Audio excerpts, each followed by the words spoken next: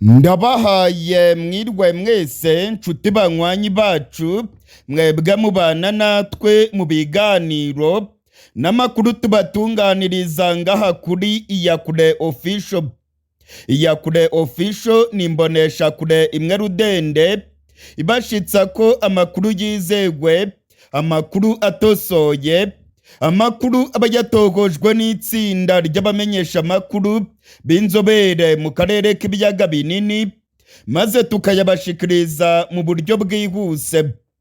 Turi ku igenekerezo rya 27 ukwezi kwa mbere umwaka w'ibihumbi 2026. Sangwa kaze muri aya makuru yacu.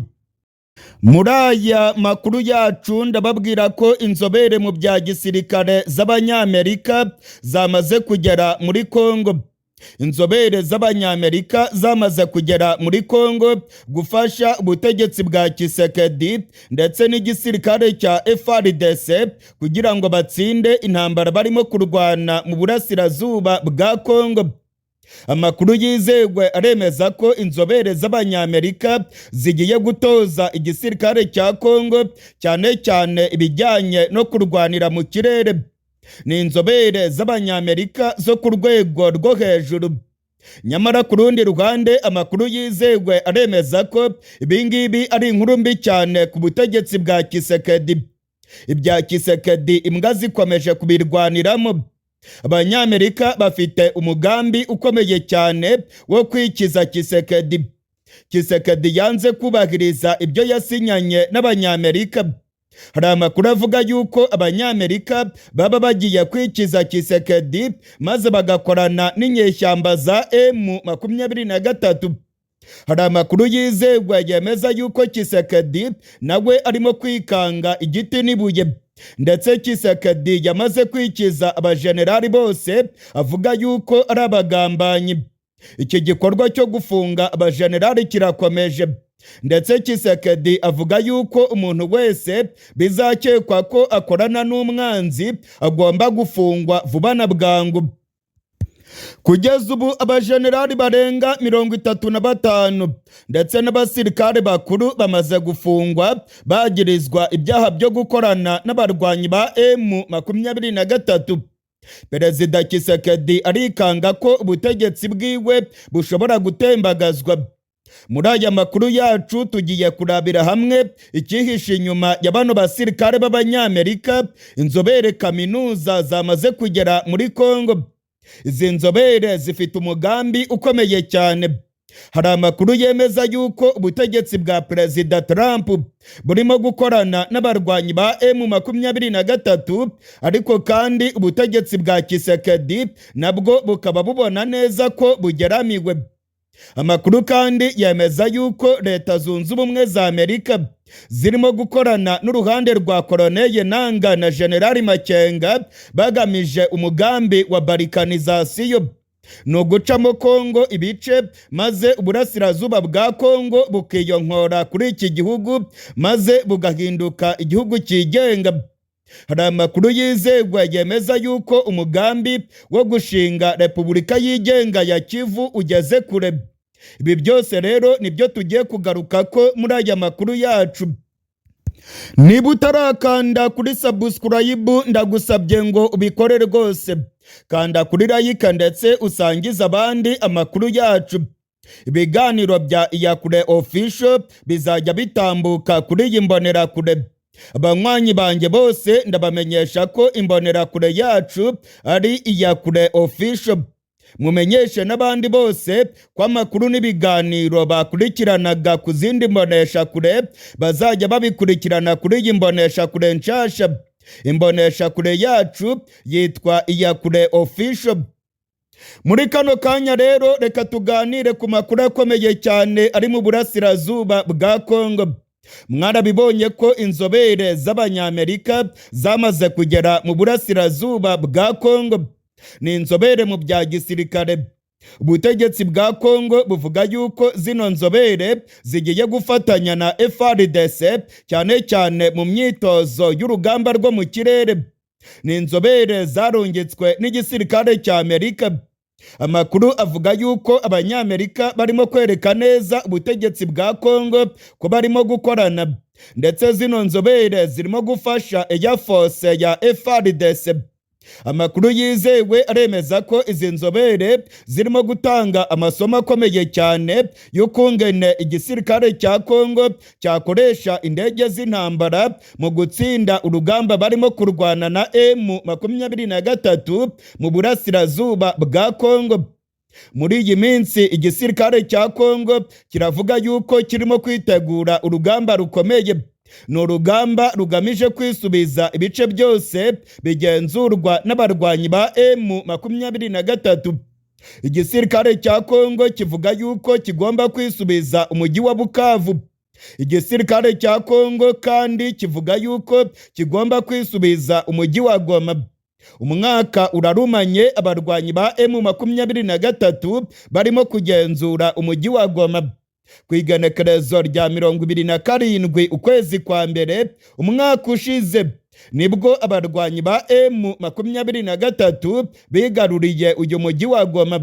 Umunsi ku wundi umwaka urarumanye bano barwanyi barimo kugenzura umujyi wa Goma. Ni umujyi ukomeye cyane muri Kivu y'Amajyaruguru, ndetse ukaba umujyi wakoreragamo imiryango myinshi cyane mpuzamahanga. Ni umujyi kandi urimo ikibuga cy'indege cya Goma. Umwaka urarumanye kino kibuga cy'indege cya Goma gifunze kandi kirimo kugenzurwa n'abarwanyi ba M23.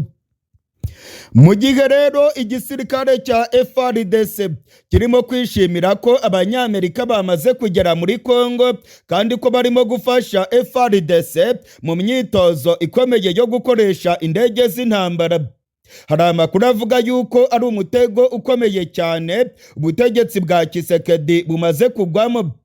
Abanyamerika ngo barakajwe n'imikorere ya Tshisekedi. Perezida Tshisekedi yasinye amasezerano ya Washington ndetse asinya n'ayandi masezerano menshi cyane yemerera abanyamerika gucukura amabuye y'agaciro muri Kongo. Ariko kugira ngo abanyamerika bacukure amabuye y'agaciro bisaba yuko amahoro n'umutekano bibanza kugaruka muri Kongo, imirwano igahagarara ndetse urwamo rw'amabombe n'amasase rugahagarara mu burasirazuba bwa Kongo. Kugira ngo imirwano ihagarare rero nuko Perezida Tshisekedi ubwiwe agomba kubahiriza amasezerano ya Washington. Muri aya masezerano ubutegetsi bwa Kongo bwemeye gusenya ndetse no kurandura burundu inyeshyamba za FDLR zibangamiye cyane umutekano w'u Rwanda. Muri aya masezerano ya Washington u Rwanda narwo rwemeye kuvanaho ingamba zarwo z'ubwirinzi. Igihugu cya Kongo kivuga yuko izi ngamba z'ubwirinzi zivugwa muri aya masezerano ari abasirikare b'u Rwanda bari ku butaka bwa Kongo.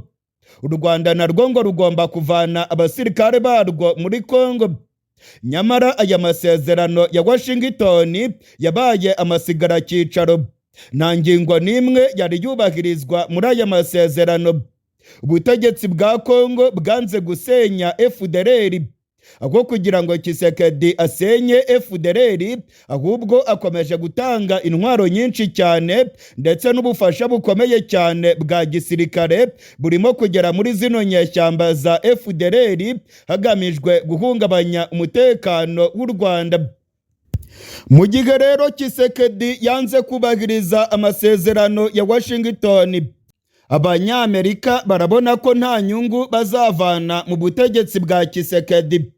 Hari amakuru avuga yuko abanyamerika bari inyuma y'abarwanyi ba M23 ndetse ko abanyamerika babibona neza ko gukorana na zino nyeshyamba birimo inyungu nyinshi kuruta gukorana n'ubutegetsi bwa Tshisekedi.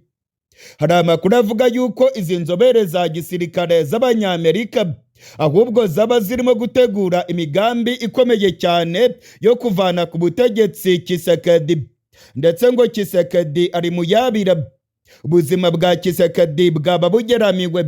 Abanyamerika ngo bari mu migambi ikomeye cyane yo kwikiza Tshisekedi maze bagakorana na zino nyeshyamba za General Makenga. Abanyamerika kandi bari mu mugambi wa balkanization. ni wa mugambi wo gucamo Kongo ibihugu byinshi, maze uburasirazuba bwa Kongo bukigenga ndetse kigahinduka igihugu cyigenga kikitwa Repubulika yigenga ya Kivu. Bano banyamerika b'inzobere mu bya gisirikare ngo nubwo barimo kwereka Tshisekedi ko barimo kumushyigikira, ku rundi ruhande abategetsi muri Kongo bafite impungenge. Baravuga yuko abanyamerika bamaze kwinjira muri Kongo ndetse ko ngo bari inyuma y'abarwanyi ba M23 kandi ko imigambi yabo ari ugutegura neza umugambi wo gucamo Kongo kabiri ndetse no kwinjirira igisirikare cya Kongo bakagica intege, maze bigatuma intare za Sarambwe zigarurira ibice byinshi. Hari ibibazo byinshi cyane abanyapolitike barimo kwibaza, ndetse benshi bafite impungenge ko ubuzima bwa Tshisekedi bwaba bugiye kurangira. Muri aya makuru yacu ndababwira ko Perezida Tshisekedi ari mu mazi abira. Perezida Tshisekedi wa Repubulika ya Demokarasi ya Kongo ibintu byamukomeranye nyuma y'aho Tshisekedi yanze ibiganiro n'abarwanyi ba M23. Leta Zunze Ubumwe za Amerika zarakaye. Amerika yamaze gutanga agasopo kuri Tshisekedi imubwira yuko agomba kujya mu biganiro vuba na bwangu, bitaba ibyo agahura n'ingaruka zikomeye. Amakuru yizewe aravuga yuko abanyamerika barimo kurakazwa cyane n'imyifatire ya Tshisekedi wateye utwatsi ibiganiro bya Doha yagiranaga n'abarwanyi ba Generali Makenga. Butegetsi bwa Kongo bwavuze ko butazasubira mu biganiro bya Doha muri Katari, ndetse Tshisekedi yamaze gutangaza ko ikibazo cyo mu burasirazuba bwa Kongo azagikemuza intambara karundura, ndetse akavuga yuko azanashoza intambara ku gihugu cy'u Rwanda. Nyuma y'aho Tshisekedi asinye amasezerano ya Washington, Tshisekedi yanze kubahiriza ibikubiye muri aya masezerano. Amasezerano ya Washington ni amasezerano igihugu cya Kongo cyagiranye n'igihugu cy'u Rwanda. Muri aya masezerano harimo ingingo ebyiri zikomeye. Ingingo ya mbere ni uko Kongo yemeye gusenya FDLR. U Rwanda narwo rwemeye kuvanaho ingamba zarwo z'ubwirinzi mu gihe cyose ubutegetsi bwa Kongo bwaba bumaze gusenya FDLR ibangamiye umutekano w'u Rwanda. Ubutegetsi bwa Tshisekedi bwanze gusenya FDLR, ahubwo bukomeje gukorana na FDLR ndetse no gutanga intwaro nyinshi muri zino nyeshyamba hagamijwe guhungabanya umutekano w'u Rwanda. Nyuma y'aho Tshisekedi avuye i Washington, nta kintu na kimwe yigeze yubahiriza mu bikubiye muri aya masezerano. Ikindi kintu giteye inkeke kandi ni uko Tshisekedi yahise atangaza ko atazasubira mu biganiro n'abarwanyi ba M23. Nyuma y'uko Tshisekedi asinya amasezerano ya Washington, yibwiraga ko abanyamerika bazakoresha imbaraga zabo maze bagategeka u Rwanda ngo rukavanaho ingamba z'ubwirinzi. Nyamara ntabwo ariko amasezerano ya Washington abivuga. Amasezerano arabisobanura neza. Kongo igomba gusenya FDLR maze u Rwanda narwo rukavanaho ingamba z'ubwirinzi.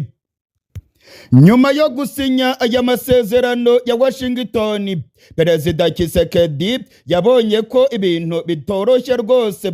Yabonye ko agomba gusenya FDLR kugira ngo u Rwanda narwo ruvaneho ingamba z'ubwirinzi. Tshisekedi yibwiraga ko abanyamerika bazakoresha imbaraga zabo ndetse n'igitutu maze ngo u Rwanda rukavanaho ingamba z'ubwirinzi. Reka mbibutse ko izi ngamba z'ubwirinzi z'igihugu cy'u Rwanda Kongo izisobanura ivuga yuko ari abasirikare b'u Rwanda bari muri Kongo. Kongo yemeza ko abasirikare b'u Rwanda barenga 6,000 ndetse yemwe irarenga ikavuga yuko bageze no ku 7,000.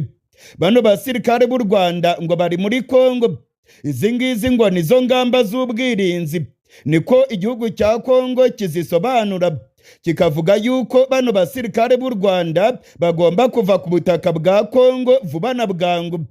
Kongo rero ivuga yuko u Rwanda rutigeze ruvana abasirikare barwo muri Kongo, ndetse Kongo ikavuga yuko u Rwanda ngo rukomeje gufasha abarwanyi ba M23 mu guhondagura FARDC ndetse no gucakira ibice bikomeye mu burasirazuba bwa Kongo. Nk'uko nagiye mbibabwira mu makuru yacu yatambutse, nababwiye ko Tshisekedi yasabye Abanyamerika ko bagaba ibitero bikomeye cyane mu burasirazuba bwa Kongo, maze bakica Generali Makenga ndetse na Bwana Koloneli Nanga. Ibingibi Abanyamerika barabyanze. Abanyamerika babiteye utwatsi, ahubwo basabye Tshisekedi kugira vuba na bwangu maze agasubira mu biganiro na bano barwanyi. Tshisekedi nawe yarigumuye, yavuze yuko Abanyamerika yabemereye amabuye y'agaciro, ariko nabo ngo bagomba kumufasha maze bagategeka u Rwanda rukavana abasirikare muri Kongo, ndetse ngo Abanyamerika bagakoresha indege zabo z'intambara ndetse n'ubutasi buhambaye, maze ngo bakica Generali Makenga urongoye abarwanyi ba M23 ndetse ngo bakanivugana Bwana Koloneli Nanga. Uyu nguyu ni umunyapolitike ukomeye cyane urongoye ihuriro AFC M23. Abanyamerika rero babiteye utwatsi, ahubwo babwira Tshisekedi ko akwiye kubahiriza ibyo yasinyiye i Washington. Ibyo yasinyiye nta bindi, nuko yasinyiye gusenya FDLR ndetse akayirandura burundu. Yanasinyiye kandi ko imvugo z'urwango ndetse n'ibikorwa by'ubugizi bwa nabi bikorerwa abavuga ururimi rw'Ikinyarwanda mu burasirazuba bigomba guhagarara vuba na bwangu. Bino byose rero nta na kimwe ubutegetsi bwa Kongo bwakoze. Imvugo z'urwango zariyongereye. Mwaramwiboneye Generali wa FARDC wari umuvugizi w'igisirikare cya Kongo, Generali Sylvain Ekenge Bomusa Efomi, yavuze yuko kurongora umututsikazi ari ukwigengesera mu buryo bukomeye, ngo ni ibintu bisaba kwitonda. Yavuze yuko abatutsikazi ari abagambanyi ndetse ko bakora mu nyungu z'umwanzi. Aya magambo y'urwango ya Generali Sylvain Ekenge ntacyo ubutegetsi bwa Kongo bwayakoze ko, ndetse n'abandi banyapolitike benshi bakomeje kuyatangaza muri Kongo. Kugira ngo Kongo igabanye igitutu mpuzamahanga, yamuhagaritse ku mwanya wiwe wo kuvugira igisirikare, ariko Generali Ekenge arimo kwidegembya i Kinshasa ndetse akomeje guhembwa amafaranga ye menshi. Amakuru yizewe yemeza yuko ibyatangajwe na Generali Ekenge ariko n'ubutegetsi bwa Kongo bubyemera. Niko Tshisekedi abyemera. Tshisekedi nawe ngo yemera ko abatutsikazi ari abantu bo kwirindwa cyane, ndetse Tshisekedi asangiye ibitekerezo neza n'uyu mujenerali Sylvain Ekenge. Kugeza na n'ubu turiko turavugana, ubutegetsi bwa Kongo bwarinangiye, bwanze kubahiriza amasezerano ya Washington ngo busenye FDLR. Ako gusenya FDLR, ubutegetsi bwa Kongo bukomeje gutanga intwaro nyinshi ndetse bukomeje gutoza FDLR no kuzishakira abafatanyabyaha kugira ngo bazahungabanye umutekano w'u Rwanda. Ibingibi rero ni agasomborotso gakomeye cyane ka Kongo, ndetse Tshisekedi akomeje kwikomanga ku gatuza akavuga yuko azashoza intambara ikomeye cyane ku gihugu cy'u Rwanda. Ubutegetsi bwa Kongo bushinja u Rwanda ko rufasha abarwanyi ba M23 ndetse ko abakomando kabuhariwe b'igisirikare cy'u Rwanda aribo bacakiye umujyi wa Uvira. Ibingibi kandi Kongo yagiye inabitangaza kenshi. Kongo yavuze yuko abakomando b'u Rwanda aribo bacakiye umujyi wa Goma. Ibice by'ingenzi byose mu burasirazuba bwa Kongo, ubutegetsi bwa Kongo buvuga yuko ari abasirikare b'u Rwanda kabuhariwe babicakiye. Nyuma yaho Tshisekedi asinya amasezerano ya Washington, none akaba yaranze kuyubahiriza. Nyuma kandi yaho Tshisekedi atangaje ko atazongera kuganira n'abarwanyi ba M23, ndabamenyesha ko ibintu byamukomeranye. Perezida Tshisekedi abanyamerika bamuhaye gasopo. Abanyamerika bamubwiye yuko agomba kubahiriza ibyo mu masezerano yasinyiye i Washington. Abanyamerika kandi bamubwiye ko agomba kubahiriza vuba na bwangu iby'ibiganiro bya Doha ndetse intumwa za Kongo zigasubira mu biganiro. Abanyamerika kandi batanze gasopo kuri Tshisekedi ushaka gutegura ibindi biganiro. Abanyamerika bamubwiye ko ibiganiro bya Kinshasa bidakenewe, ndetse abanyamerika bamubwiye yuko nakomeza kwirozonga agakomeza rwose kugumuka ibyiwe biza kuba bibi cyane.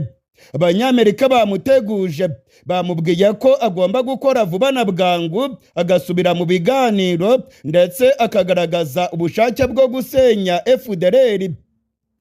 Amakuru yizewe arimo kongeraho aremeza neza ko abanyamerika barakaye nyuma y'aho Tshisekedi atangiye guhindura uruhande.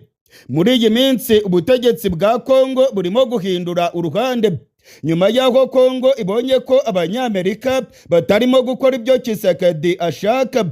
Ubutegetsi bwa Kongo burimo gukorana n'Abashinwa ndetse n'Abarusiya. Muri iyi minsi amatsinda akomeye cyane y'Abarusiya ari muri Kongo, ndetse ubutegetsi bwa Kongo bukomeje kohereza intumwa i Pekin ndetse no mu Burusiya. Amakuru akemeza yuko Tshisekedi yaba arimo gutera umugongo abanyamerika, ahubwo akaba arimo guhana ibiganza n'Abarusiya ndetse n'Abashinwa. Abihweza ibya politike baravuga yuko Tshisekedi arimo gukora amakosa akomeye. Nyuma y'amasezerano yagiranye n'abanyamerika, Tshisekedi aragaragaza yuko atiteguye kuyubahiriza. Reka mbibutse ko Tshisekedi yasinyanye amasezerano n'abanyamerika agamije gucukura amabuye y'agaciro muri Kongo. Ariko aya masezerano agomba kubahirizwa ari uko amahoro n'umutekano byagarutse muri Kongo. Kugira ngo amahoro n'umutekano bigaruke nuko Tshisekedi asenya FDLR ndetse akajya mu biganiro n'abarwanyi ba M23. Ibingibi rero ntabwo Tshisekedi arimo kubikozwa. Ni ibintu abanyamerika barimo kubona yuko ari agasuzuguro ndetse ko Tshisekedi arimo kwangiza amasezerano. Hari amakuru avuga yuko abanyamerika nabo rwose baba bagiye guhangana na Tshisekedi ndetse bakamwereka isomo rikomeye. Hari abavuga yuko Tshisekedi arimo gukina n'umuriro. Abanyamerika ku nyungu zabo nta mikino na mikeya, nta gupyinata na gutoya bashobora kugira. Hari amakuru avuga yuko Tshisekedi ari mu kaga nakomeza kwanga ibyo abanyamerika bamusaba. Abanyamerika rwose bashobora no kumutembagaza ku butegetsi. Amakuru yizewe avuga ko Tshisekedi yarakariye abanyamerika nyuma yo gutahura ko abanyamerika ku rundi ruhande barimo gukorana n'abarwanyi ba M23. Ibi ni ibintu nabasobanuriye ku munsi w'ejo. Nababwiye ko abanyamerika ari abantu bashaka kurya ku mpande zombi. Abanyamerika bakorana n'impande zose ndetse bakajya ku ruhande rufite imbaraga. Abanyamerika rero barimo gukorana n'abarwanyi ba General Makenga, ndetse hari amakuru avuga yuko Amerika yaba yiteguye gufasha zino nyeshyamba maze zigacamo Kongo ibice bibiri. Abanyamerika biteguye gufasha M23 maze igatangaza Repubulika yigenga ya Kivu. Ibingibi rero byarakaje Tshisekedi ndetse abona yuko abanyamerika atarabo kwizerwa. Ibyo gushaka kujya ku Barusiya ndetse n'Abashinwa nabyo biramukora ko. Abanyamerika rwose bashobora kumwivugana kubera yuko amabuye y'agaciro ya Kongo bamaze kuyabarira, bamaze rwose kuyapangira kandi barayashaka mu buryo bwose. Ku neza cyangwa ku nabi, abanyamerika barashaka amabuye y'agaciro muri Kongo. Tshisekedi niyanga gukorana nabo, bano banyamerika biteguye gukorana na General Makenga n'abarwanyi biwe, kandi abanyamerika biteguye gushyigikira umugambi wa balkanizasiyo. Ibi ni ibintu nabagejejeho ku munsi w'ejo. Ayandi makuru arimo kongeraho aremeza ko abanyamerika baba barimo gutegura umugambi ukomeye cyane wo kuvana ku butegetsi Tshisekedi. Tshisekedi ngo arimo gufunga umutwe, ndetse Tshisekedi arimo kwigumura ku byemezo by'abanyamerika. Amakuru rero akemeza yuko Masadi Bulosi, uyu nguyu ni umujyanama wa Perezida Trump ajejwe Afurika, yahamagaye i Kinshasa ababwira yuko bagomba kubahiriza amasezerano ya Washington. Bwana Masadi Bulosi uyu nguyu kandi ni nawe wavuganye n'abarwanyi ba General Makenga. Ibingibi rero bikagaragaza yuko abanyamerika barimo kurya ku mpande zombi. Abanyamerika ni iturufu irya ku mpande zombi. Bano banyamerika bafite inyungu zikomeye muri Kongo, ndetse barimo gukora ibishoboka byose ngo barebe ko inyungu zabo bazigeraho. Mu gihe rero Tshisekedi arimo kuzibangamira, nta kabuza abanyamerika baraza kumutembagaza ku butegetsi bwiwe. Muri iyi minsi rero amakuru akomeye aremeza neza ko Leta Zunze Ubumwe za Amerika zamaze rwose gushyigikira uyu mugambi. Ndasubiramwo, Leta Zunze Ubumwe za Amerika zirimo gushyigikira umugambi w'abarwanyi ba M23, umugambi wo gushinga Repubulika yigenga ya Kivu. Amakuru yizewe yemeza ko abanyamerika barimo kurya ku mpande zombi. Barimo kurya ku ruhande rwa Tshisekedi na leta ya Kongo, ndetse bagahindukira bakarya ku ruhande rwa zino nyeshyamba za M23. Amakuru yizewe aremeza ko M23 yagiranye ibiganiro bikomeye n'abanyamerika. Butegetsi bwa Perezida Donald Trump bwagiranye ibiganiro bikomeye cyane n'abarongoye M23 ndetse n'ihuriro AFC. Hari amakuru avuga yuko muri ambasade ya Leta Zunze Ubumwe za Amerika i Kampala, abarongoye M23 bahuye n'abategetsi bakomeye muri ambasade. Amakuru kandi yemeza ko Bwana Koloneli Nanga yibonaniye na ambasaderi wa Leta Zunze Ubumwe za Amerika mu biganiro bikomeye cyane byabereye i Kampala. Amasoko yacu akomeye cyane mu gihugu cya Uganda, ndetse amakuru tuvana mu banyapolitike bakomeye yemeza ko abarwanyi ba M23 baba baragiranye ibiganiro bikomeye n'abategetsi bakomeye begereye Perezida Donald Trump. Amakuru kandi akemeza ko Bwana Masadi Bulosi nawe ku murongo wa telefone yivuganiye na Bwana Koloneli Nanga urongoye AFC M23. Ajyandi makuru kandi akemeza yuko atashe militaire muri ambasade ya Amerika i Kampala yavuganye na General Makenga imbona nkubone. Ajyandi makuru nanone akemeza ko i Nairobi muri Kenya muri ambasade ya Leta Zunze Ubumwe za Amerika atashe militaire yagiriye uruzinduko rukomeye cyane mu mujyi wa Goma. Umwatashe militaire wa Leta Zunze Ubumwe za Amerika i Nairobi yagiriye urugendo rukomeye cyane mu mujyi wa Goma, ndetse yaganiriye na Bwana Koloneli Nanga, ndetse amakuru akemeza yuko yabonanye na General Makenga mu mujyi wa Goma. Hari abadepite ndetse n'abasenateri bo muri Amerika bakomeje kugenda bahura na Bwana Koloneli Nanga, abandi bagahura na Koloneli Nzenze. Amakuru rero akemeza ko abanyamerika barimo kureshya cyane bano barwanyi ba General Makenga. Leta Zunze Ubumwe za Amerika zamaze gufata uruhande. Leta Zunze Ubumwe za Amerika zishyigikiye bano barwanyi, ndetse Amerika irimo gukora ibishoboka byose ngo yegukane ubugenzuzi bukomeye cyane mu burasirazuba bwa Kongo. Perezida Tshisekedi nawe yamaze kubibona neza. Tshisekedi avuga ko abanyamerika barimo kurumira habiri. Abanyamerika ngo barereka Tshisekedi ko bari kumwe, ariko ku rundi ruhande abanyamerika barimo no gushyigikira abarwanyi ba M23. Ibi ni ibintu nabasobanuriye neza mu makuru yacu.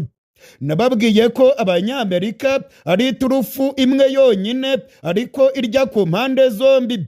Abanyamerika bakora ibishoboka byose bakajya ku ruhande rwatsinze imirwano cyangwa se uruhande rwatsinze diplomasi. Ni ikarita irya ku mpande zombi. Amakuru arimo kongeraho muri iyi minsi arerekana neza ko abarwanyi ba M23 barimo gukina politike yo ku rwego rwo hejuru. Bano barwanyi basabye ibiganiro n'ubutegetsi bwa Kongo yari yabyemeye maze bagidoha muri Katari. Ariko Kongo nyuma yaho ngo yaje gutahura ko Leta Zunze Ubumwe za Amerika ndetse na Katari ngo rwose baba barimo gushyigikira uruhande rw'abarwanyi ba M23.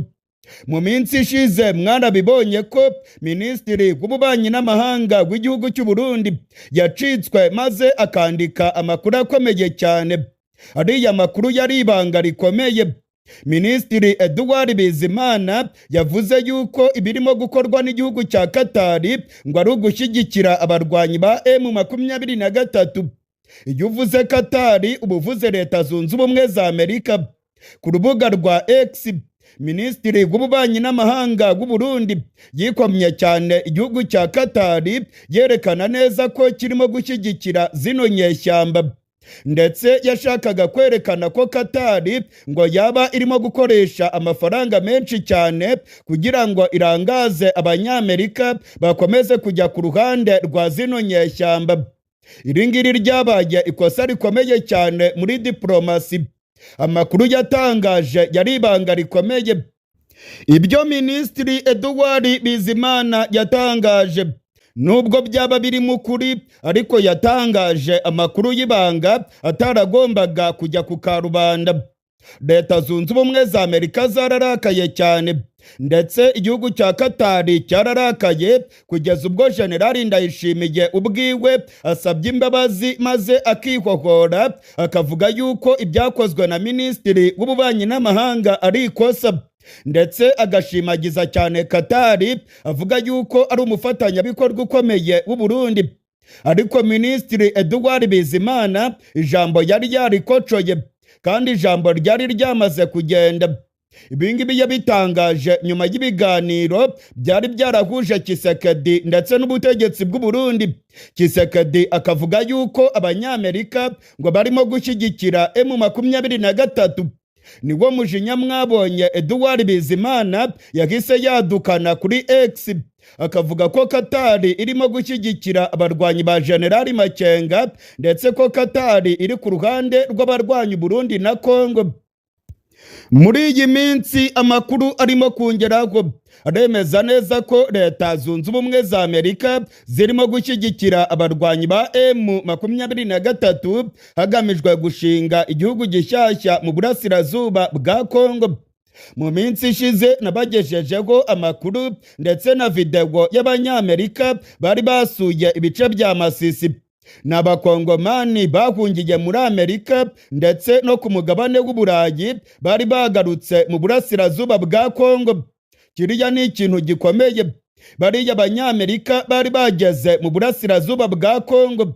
Amakuru dufite nuko batwaye amakuru akomeye, kandi Leta Zunze Ubumwe za Amerika zikaba zirimo gukorana nabo kugira ngo bashinge Repubulika yigenga ya Kivu.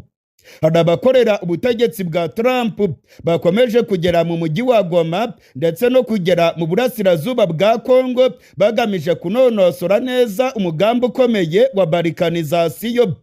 Nagiye mbibabwira kenshi, Repubulika ya Demokarasi ya Kongo igiye gucikamo kabiri.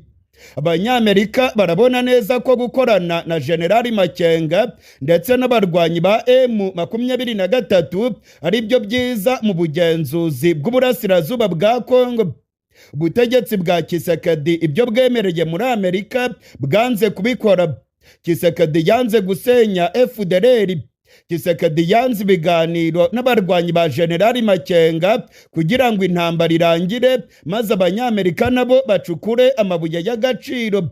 Kuva rero intambara itararangira muri Kongo, Abanyamerika bahisemo kujya ku ruhande rw'abarimo kurwana kugira ngo batsinde intambara maze begukane ubugenzuzi bw'uburasirazuba bwa Kongo. Muri iyi minsi rero ibimenyetso byose birerekana ko Kongo igiye gucikamo kabiri. Hari ibimenyetso byerekana ko abarwanyi ba M23 bafite umugambi wo gushinga igihugu cyigenga mu burasirazuba bwa Kongo. Kuba barongoye AFC M23 bakomeje kugirana ibiganiro n'abategetsi bakomeye muri Amerika, bakaba barabonanye na attaché militaire i Kampala ndetse na attaché militaire i Nairobi. Ni ikintu gikomeye cyane kandi bisobanuye byinshi. Birerekana ko abanyamerika ijisho ryabo ririmo kureba uburasirazuba bwa Kongo, kandi abanyamerika barabona neza ko gukorana na bano barwanyi birimo inyungu nyinshi kuruta gukorana na Tshisekedi wananiwe kugarukana amahoro mu burasirazuba bwa Kongo. Abanyamerika barabona neza ko M23 yaba ifite ahazaza heza, kandi abanyamerika barabibona neza ko ubutegetsi bwa Kongo bwananiwe gutsinda zino ntambara, bwaba mu buryo bwa politike ndetse n'intambara. Abanyamerika rero nk'uko nabibabwiye ni iturufu imwe yonyine ariko irya ku mpande zose. Barimo kurya ku ruhande rwa zino nyeshyamba bagahindukira bakerekana ubutegetsi bwa Kongo ko barimo gukorana nabwo. Aho babona inyungu hose barakorana nabo.